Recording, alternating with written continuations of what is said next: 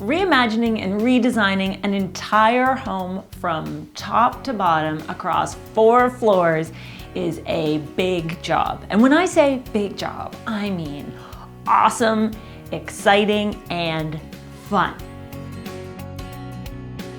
But also a teeny bit daunting, because if you're starting with a much loved family home, and how cute is this? Aww. That has been owned for over 30 years, that's a big responsibility. You need to get it right. Maybe not the stickers. You need to make positive changes, but at the same time, you need to make sure that you end up in a place that is so much better than where you started. Well, obviously, that is the entire goal of renovation, and you might be thinking, Sarah, why are you telling me this?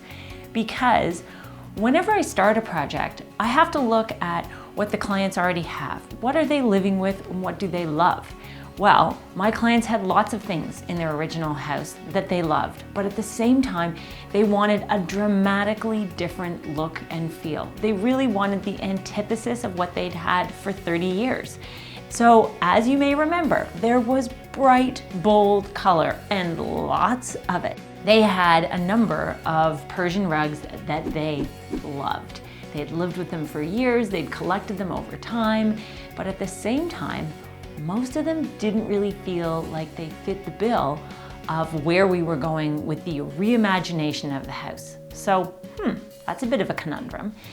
What I decided to do was, from the very beginning, my client said she loved pink and red, she loved yellow, she loved lots of vibrant colors, but yet as we discussed the plan for the new house, all she craved was neutral and more neutral and soft, and make it feel calm and orderly and organized and uncluttered. So here we are in this little den, and this is such a neat space because this den is located on the 2nd floor. It's at the top of the stairs when you've come up from the main principal spaces, and it leads to the principal bedroom, the office, and the ensuite bath. So this is really a personal space. This is not really an entertaining space. This is where my clients, a couple, can come and hang out. This really is an ante-room to the bedroom. So I decided that this was the place to take just a little bit of a nod from all those colors that my client said that she loved and she wasn't sure where to put them.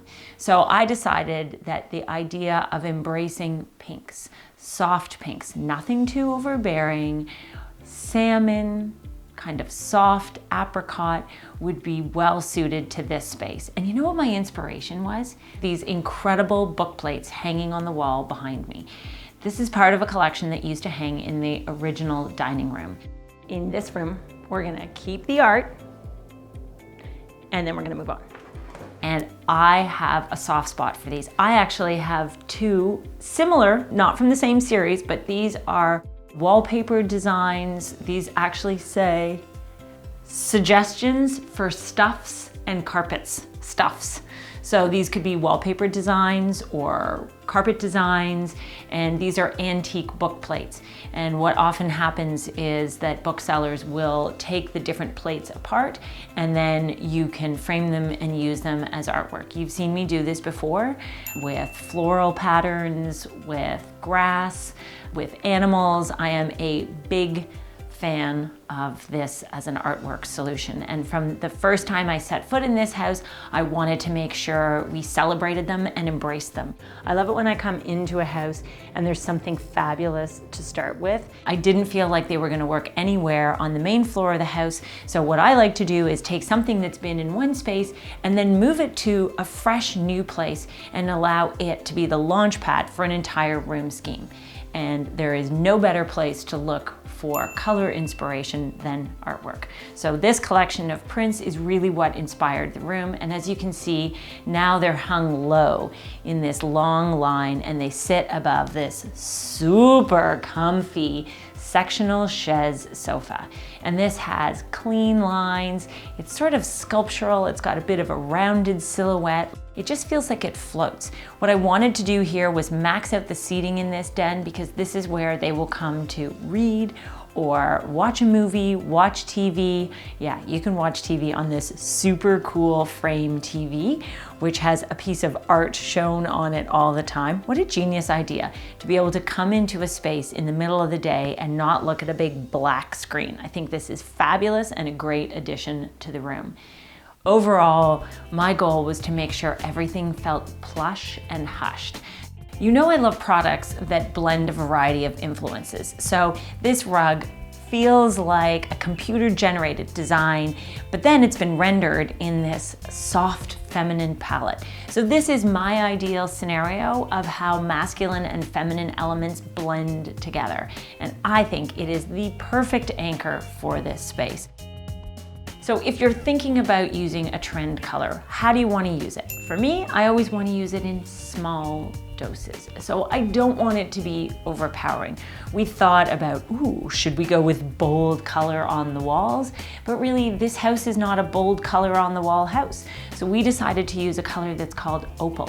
And it has just a teeny tiny bit of pink as an undertone. But when I say a hint, it's almost like just a drop. You almost look at it and think, is that, well, kind of pink or not? Just a little hint of color. We replaced the floors throughout the entire house, but once we started the renovation, we discovered that the stairs to the third floor were pine.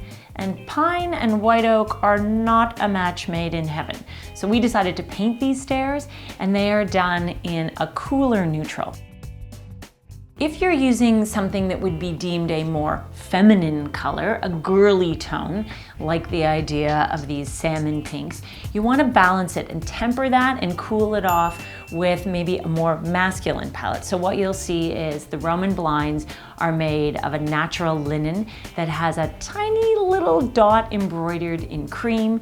The occasional chair is done in natural upholstery, and the TV cabinet or the media console that we've introduced here is almost like a craft paper brown. This is covered in grass cloth, and I think having the balance of the shell top table, the natural media console, the natural Roman blinds, the natural chair, and the natural fabric on the sectional sofa all helps balance it. We don't want this to feel sweet and sticky. We want it to feel super inviting and as a space that both he and she will love to gather in. So that's it. That's the den. What do you think? Cozy? Do you think anybody will notice if I just turn on the TV and kick back and watch a movie? Yeah, they probably will. And you probably want to see his office. So let's go upstairs. Come up from the den, and directly above it is the office. And if the den space was inspired by her with this soft blush and salmon palette, the office is inspired by him.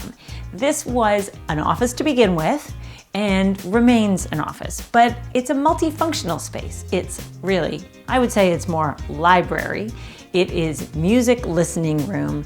It is display space for treasured objects, and it is a get stuff done workspace. But what you'll notice first and foremost is the desk is on the small side, and that was by request from my clients. He only wanted a small desk.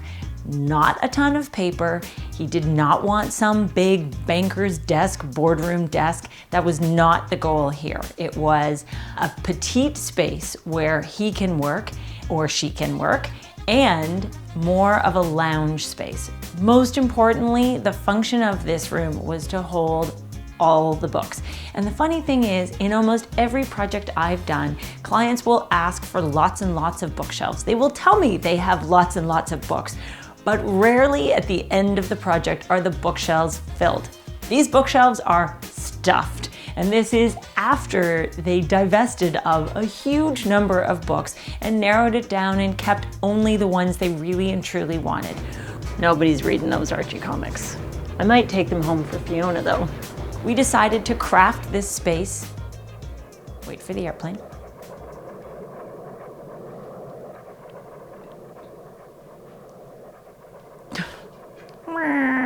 Airplane. Stop playing with the toys. Or breaking the toys.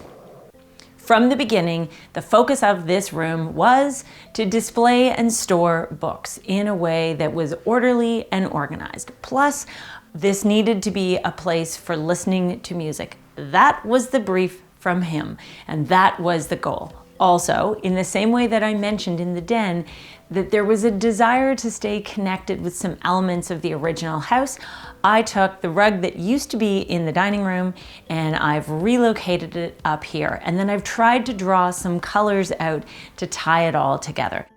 What I liked about this rug from the very beginning was it had a more muted palette than a lot of the other rugs that were in the house originally. It almost has the same salmon tone that we used in the den directly below, so it feels connected. Then we decided to use a muted palette on the bookshelves, which were all custom made, and also on the wall covering, which is a chevron textured pattern. What you'll notice on the bookshelves is a lot of them have lower storage. And if you're designing bookshelves, you'll want to ask yourself, how many books do I have? And also, more importantly, what other stuff do I want to store? How much display do I want? How much book space do I want? And how much other stuff do I need to be able to put away that's not pretty enough to be part of the display? So on 2 walls, we added lower cupboards that have beautiful hardware. I love this hardware. Look at it. It's got frosted textured glass against a satin brass backplate, and it is contemporary. It's gorgeous. It's just a little button, a little jewel, a little loveliness as a final finishing touch. If you are commissioning custom bookshelves to be made, you need to know what size are your books? How tall do you need? Do you want all the shelves fully adjustable, or do you want some of them fixed? Do you have any big objects, like say a model ship that you want to store? In order to be a great client and end up with what you want, you need to be a really informed consumer, and you need to come armed with your wish list of what you need to store. In this case, we have a turntable, we have an amplifier, we have models, we have books, we have a desk, we have storage. Really, we have crammed so much into this space. And in the end, this is where I think both he and she spend time here. Frankly, I think he spends more time here. The desk is super simple. We decided to opt first for making maximum use out of the walls for the bookshelves and storage. And then we were left with a space about 4 feet wide. So we had one of the carpenters who'd been here from day one craft us a desktop made from the leftover floorboards. You'll notice we mitered the boards just at the front to give it a nice thick edge. And then we've supported this floating desk using brass brackets. So it's simple, it's compact, but if you don't have a huge amount of paperwork to spread all over the place, maybe you don't need a massive desk. It's right beside a window, so it has nice natural light. And the most important part is it allows flexibility for how the rest of the room is set up, because my clients wanted a lounge, a place where they can sit. Instead of trying to cram too much furniture in this space, why bother? If you know that the client brief is that they only want 2 chairs maximum, why clutter it up with a whole bunch of other pieces? My clients wanted 2 chairs, so I gave them 2 of the comfiest, loungiest, deepest leather chairs in a color that ties exactly to the wallpaper.